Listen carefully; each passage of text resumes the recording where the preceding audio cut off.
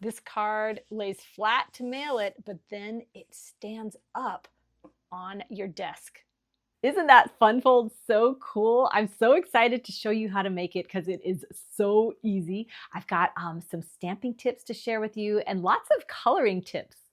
And of course, I'm going to show you step by step how to put that card together. My name is Julie Baca. Welcome to SunnyDayStamping.com. Let's get started.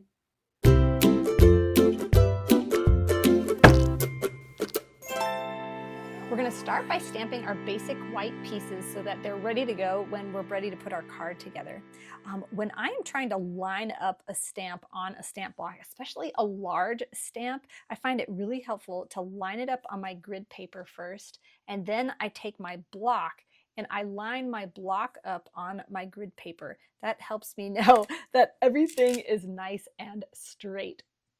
Then when I go to stamp it, I'm going to be stamping on the Stampin' Pierce mat. That's just going to give my stamps a little extra cushion. I'm going to ink my stamp up like this. Sometimes bigger stamps, it's easier to bring the stamp pad to the stamp. And then we'll just press it right on there. It just makes it so much easier to line up the image on the paper. You'll notice that this ink kind of spread a little bit. That is because I just inked up this ink pad. So if this happens to you, it means your pad is too juicy.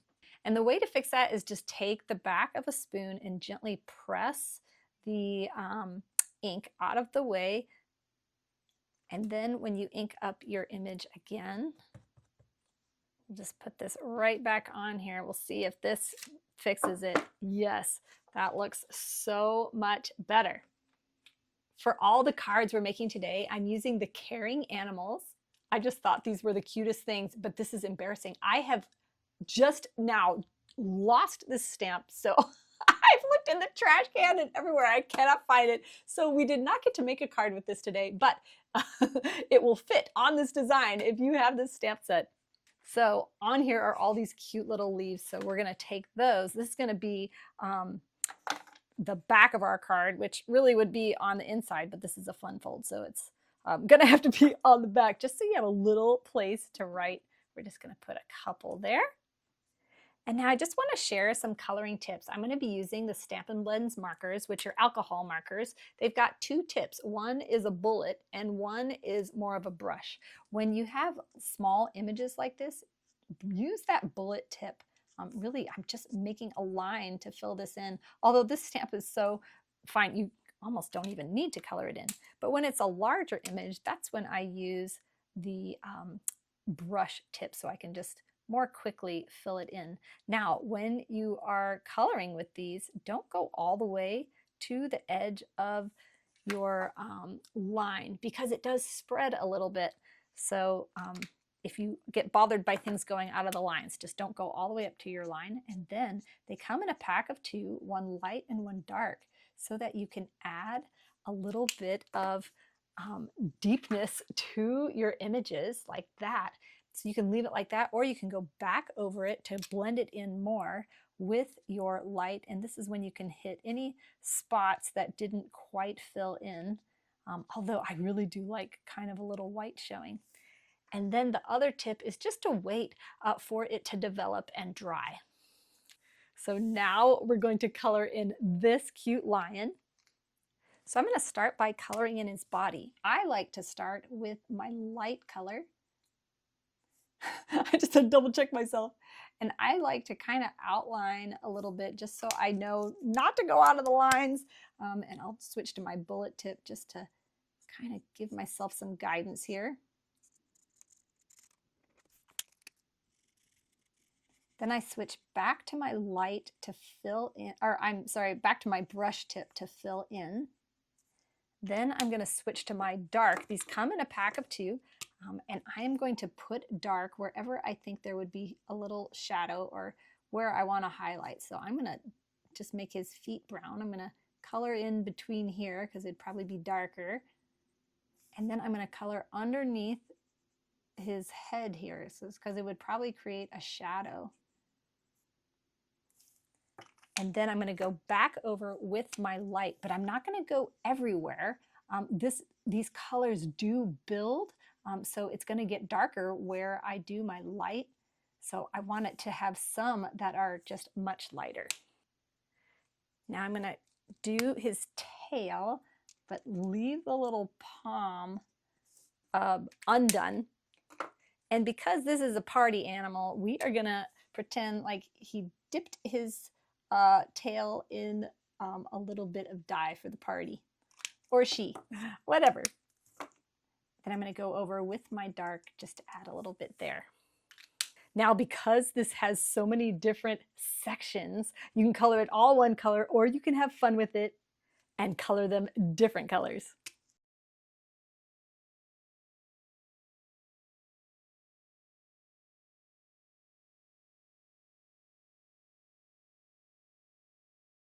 This is actually so much fun to color. I love this stamp set. I think it would be so fun for kids and adults, or for kids to even color with you.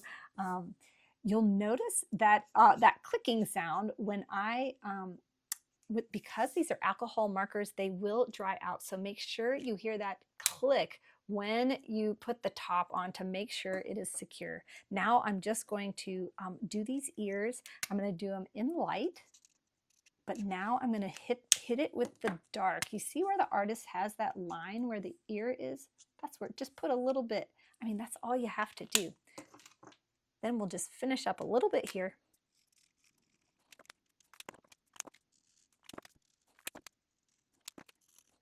Okay, that party animal's ready. Now we'll make the card base. All the measurements for this are on my blog post, sunnydaystamping.com, and the link is in the description of this video. I emailed this project sheet out this morning, so make sure to download it right away. That special link is only available for that first week. If you didn't get this, that means you're not on my email list, and there's a link in the description of this video to sign up. So for your card base, you're going to score it in 4 places. You can do this in your paper trimmer, but when I'm making multiples, I really like to use my scoreboard because it's just faster and creates deeper creases. I also like these little markers because you can mark where you want to score, so you don't have to measure every time. This is at 1/2 inch, 1 1/4, 2 3/4, and 3 1/2.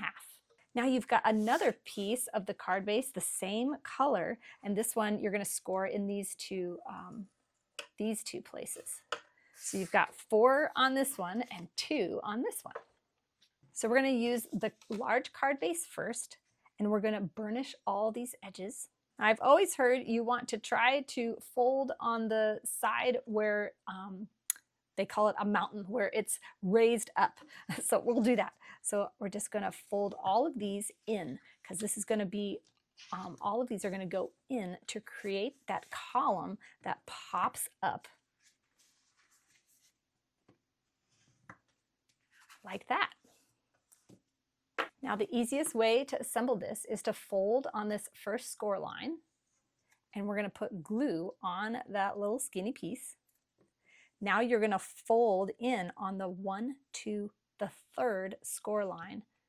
So you're going to keep this folded and then fold on that 3rd score line. And then just press that down. And then when you pick it up, you're going to be able to pop this open till it created a column. Now we're going to take this piece. We're going to put the score lines on the right this time.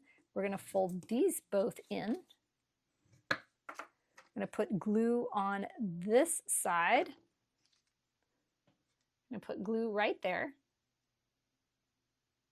Oh wait, sorry, don't do this yet. Pause game. We forgot to do the pretty paper. You can stamp on this, but I'm going to decorate it with Designer Series paper. This is the Cute as a Bug. I actually use that for all of the cards. So you want to put this down first before you add this piece. I was getting ahead of myself. So you're just going to center it up in that section right there. And then you're going to take another piece to go on this column here.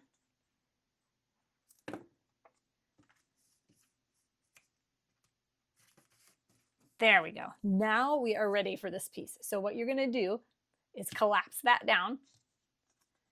Take the fold line and line it up with the card base here. So you're going to just flip it over You're going to line it right up with the edge of the card base. You're going to make sure it's equidistant this way and in line with the card base there. Press that down. Whoops, I always don't wait long enough before I vigorously press down. So now you're just going to open this up. We're going to put glue right here. Keep this squashed down, and all you do is fold this in on this score line right here. So that would be the second one from the left. Fold that in, and it is going to lay down exactly where it needs to be in order for the pop-up to be able to pop up, but also to fit in your envelope. So then check this out. That pops up perfectly. And it's nice and perpendicular. It's not like slanted. So that trick really works. Then all we got to do is add our pretty colored thing to the front. You could add designer series paper to the front. You could die cut things. Oh no, I wanted to show you something else. Boy, I'm telling you today, I'm having problems because this has glue on the back of it and I don't want it to get everywhere. I'm going to put it on my silicone craft sheet here. Okay, I want to show you one more tip. One more alcohol marker tip. You could probably do this with any marker. Take off the top. We're just going to add some sprinkles. And so you definitely want to have your work surface covered. Hold it above your project and just tap it. And you're going to get these nice, delicate little sprinkles. So you can do it evenly all over, or you can concentrate it in one area.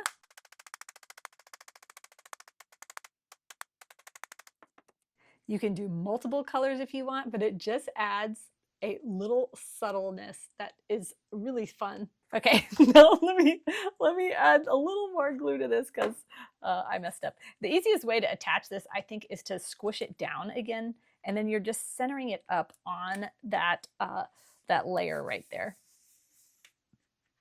And there you go. Isn't that so cute and so quick and easy?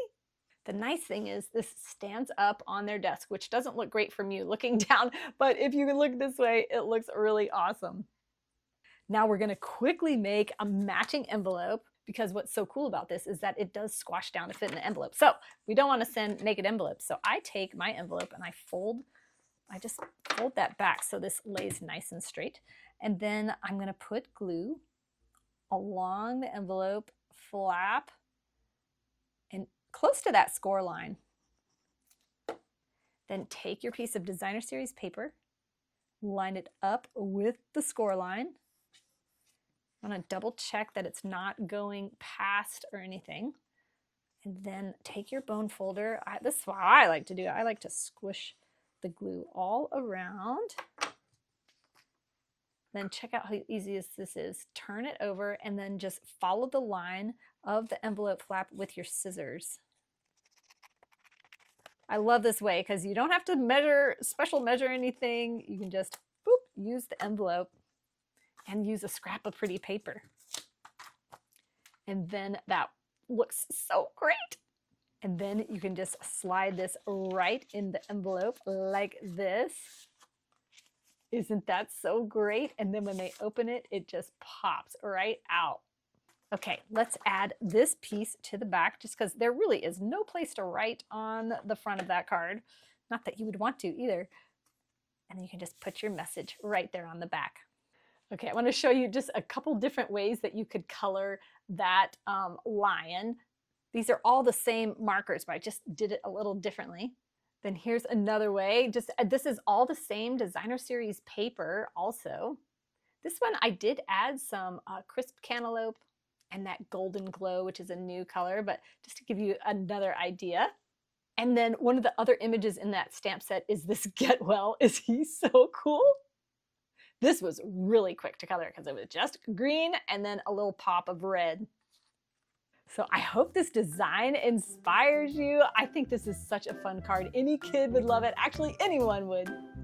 I've got a new card making video for you every Friday, so hit that subscribe button and the bell to get notified. You can also join my email list and I'll shoot you an email when my video first comes out. The link for that is in the description of this video. If you like this video, give me a thumbs up. Man, it sure does help. Thank you so much for watching. I appreciate it so much. Have a sunny day.